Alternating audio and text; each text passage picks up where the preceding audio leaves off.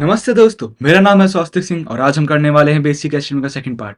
तो चलिए स्टार्ट करते हैं। हम लोग 4 मेन टॉपिक से बात करने वाले हैं, जिनमें से हमारा पहला टॉपिक होगा एचटीएमएल हेडिंग्स, दूसरा एचटीएमएल लिंक्स, तीसरा एचटीएमएल इमेजेस और लास्ट में हमारा होगा how to view HTML source. तो चलिए पहले टॉपिक की तरफ पढ़ते हैं।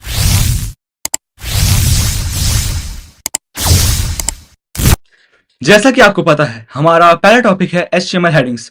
HTML हेडिंग्स H1 टैग से लेके H6 टैग तक डिफाइन होती है अपनी इंपॉर्टेंस के हिसाब से। जैसे कि H1 टैग जो होता है सबसे ज्यादा इंपॉर्टेंट होता है और H6 टैग सबसे कम इंपॉर्टेंट होता है। और टैग की इंफॉर्मेशन और उसकी डेफिनेशन मैं आपको पिछले वीडियो में दे चुका हूं। यहाँ पे आई बटन पे क्लिक करके आप उस वीडियो में जा सकते हैं या फिर सीधा आपको सर्च मारने पे मिल जाएगा बेसिक HTML पार्ट 1।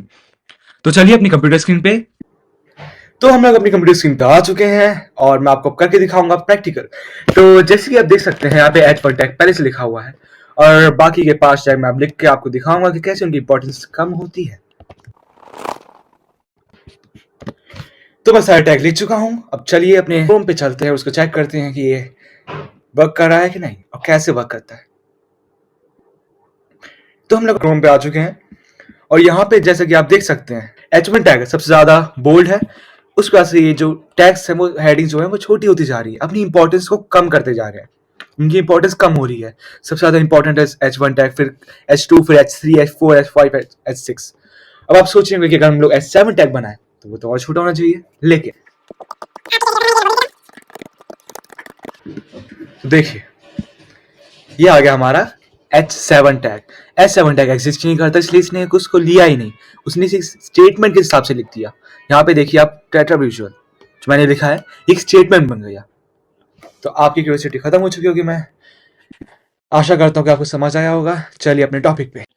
हमारा दूसरा टॉपिक है HTML लिंक्स। HTML लिंक्स के लिए हम लोग 8 टैग का इस्तेमाल करते हैं और उसके अंदर एक टर्म होती है href, जो कि ये बताती है कि हमारा जो लिंक का एड्रेस डेस्टिनेशन क्या है।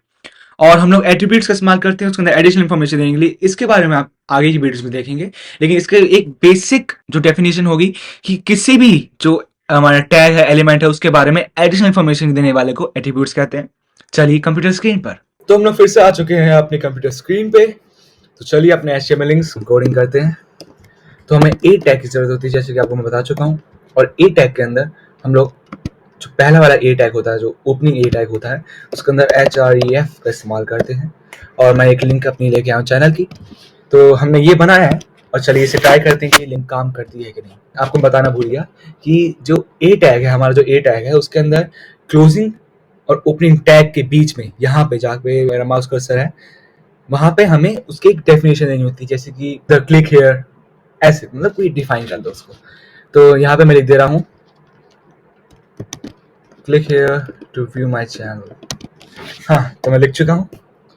तो चलिए इसे ट्राई करते हैं। तो हम लोग क्रोम पे आ चुके हैं और जैसे अब दिख रहा है यहाँ पे click to view my channel.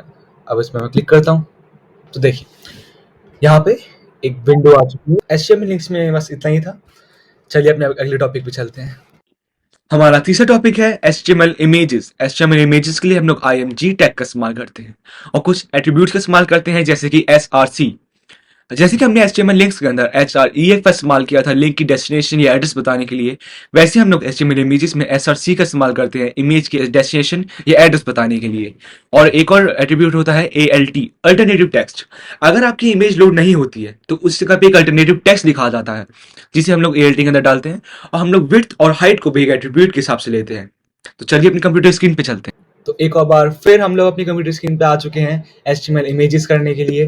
तो HTML इमेजेस के लिए हम लोग img टैग का इस्तेमाल करते हैं, जैसे कि मैं आपको बता चुका हूँ। और इसके अंदर भी हम लोग ओपनिंग टैग के अंदर src का इस्तेमाल करते हैं लिंक की डेस्टिनेशन बताने के लिए। मैं आपके सामने ये लिंक लेके आया हूँ। अगर हम लोग यहाँ पे लोगो लिखें तो ये गलत होगा, क्योंकि इमेजेस के अंदर हम लोग एक अल्टरनेटिव टेक्स्ट देते हैं इमेज के बारे में बताने के लिए, जो कि है लोगो। मतलब मैं इसको alt लिख के उसके बाद मुझे इसे बताना पड़ेगा ये लोगो है, इसे डिफाइन करना पड़ेगा।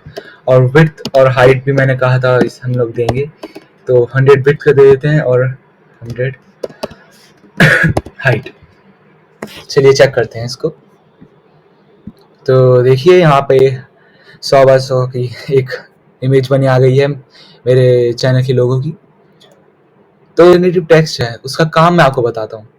उसका काम ये है कि जैसे मान लीजिए जी हमारी इमेज जो है लोड नहीं होती है, तो वहाँ पे लोगो लिखा आ जाएगा, मतलब वो बताएगा कि इमेज किसके बारे में थी। जैसे कि आपको बताता, थोड़ा सिंपल सा फंडा है।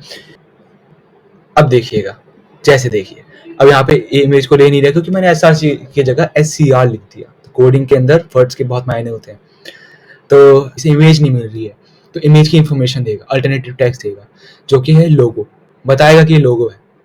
तो बस यही था हमारे इस टॉपिक में। तो चलिए अपने अगले टॉपिक पे चलते हैं। हम लोग आ चुके हैं अपने आखिरी टॉपिक पे, जो कि है HTML source. How to do HTML source. तो HTML सोर्स आप समझ गए होंगे कि HTML की कोडिंग देखना, उसका सोर्स क्या है, उसे कैसे बनाया गया है। आपने कई सारी वेबसाइट देखी होंगी, नेटफ्लिक्स, प्राइम वीडियो और भी अच्छी अच्छी वेबसाइट होती है, उनके लेआउट बहुत अच्छे होते हैं। तो आप सोचते होंगे ये कोडिंग क्या है। तो अगर आपको उनकी कोडिंग समझनी है, तो जैसे मैं आपको पहले बता रहा हूँ कि मैं आपको पहली बात तो विंडोज़ के लिए बता रहा हूँ, और दूसरा है गूगल क्रोम के लिए बता रहा हूँ कि उसके अंदर हम लोग कैसे देखते हैं HTML की कोडिंग। उन्होंने जो कोडिंग की है उसकी कोडिंग कैसे देखते हैं। तो उसके लिए होता है कंट्रोल U। मैं कंट्रोल U दबाता हूँ, तो देखिए ये हमारी कोडिंग है, हमारे हमने अभी वेबसाइट बनाई है उसकी कोडिंग है, जो कि आपके सामने दिख रही है। और कई बार ये लाइन रैप जो बता रहा हूँ उसके बारे में बता रहा हूँ आपको। जो कोडिंग होती है जानबूझ के जो कंपनी वाले हैं उसे लंबा कर देते हैं, मतलब उसे बहुत ज़्यादा लेंथी बना देंगे। तो आप अगर लाइन को रैप कर देंगे, लाइन रैप दबा देंगे, तो आपको जो कोडिंग है वो इसी रेशियो में आएगी, वरना वो सीधा चलती रहेगी, आप उसे स्क्रॉल करते रहेंगे, अब समझ ही नहीं आएगा आपको क्या चल रहा है। और इसका दूसरा तरीका है F12 दबा के, इंस्पेक्ट कहते हैं उसको। ये राइट क्लिक करके भी होता है, आप राइट क्लिक करिए, एकदम नीचे जाइए, वहाँ पे इंस्पेक्ट दिखा, आप उस पर कर दीजिए। मेरे को ये अच्छा लगता है कि F12 दबा के करो। तो इसके बाद भी आपको सारी कोडिंग दिखाई दे जाएगी, आपको ये बता देगा कि ये कोडिंग किसके काम आ रही है। जैसे इस पर क्लिक कर रहा हूँ तो आपको दिखा रहा है कि ये कोडिंग किसके काम आ रही है। देखिए ये है, ये H2 टैग है, H3 टैग है, ये लिंक है, ये इमेज तक दे रहा है। और इससे ये मत समझ लीजिए कि आप यूट्यूब की वीडियो निकाल लेंगे, उसके लिए अलग तरीके होते हैं। तो चलिए बस यही था हमारे इस वीडियो के लिए। नमस्ते, जय श्री कृष्ण।